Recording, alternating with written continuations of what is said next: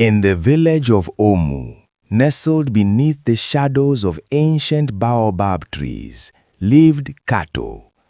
He was a man of iron frame, skin as dark as the deep earth, and eyes that held the cold sharpness of a flint blade. He was a master of the spear, but his soul was a sieve through which contentment leaked, leaving only a bitter residue of greed. The forest of Zambali was not merely a collection of trees, it was a breathing, sentient watcher. Its roots felt the vibration of every unnecessary death Kato dealt. It groaned in the wind, a low vibration of disapproval that Kato mistook for a simple breeze. The very leaves seemed to turn away as he passed, a collective shiver of the wild.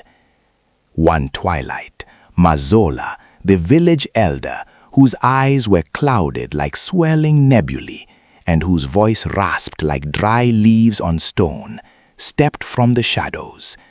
She leaned on a staff of gnarled ebony, her finger trembling like a twig in a storm.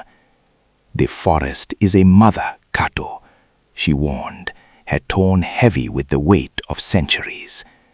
"She gives only what is needed. To take more is to eat the very ground you stand upon."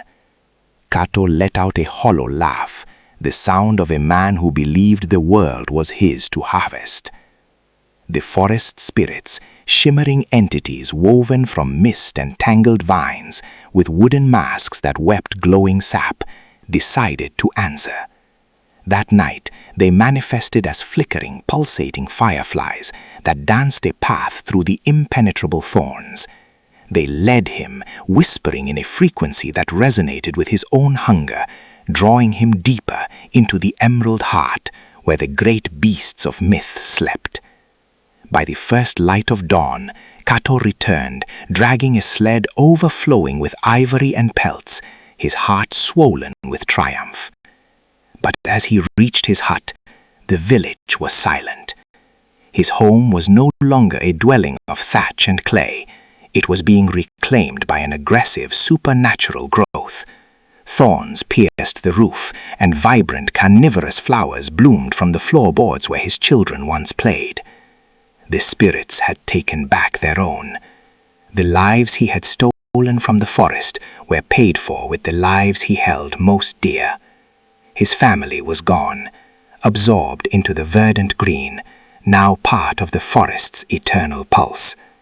Kato stood alone, rich in gold, but bankrupt in soul.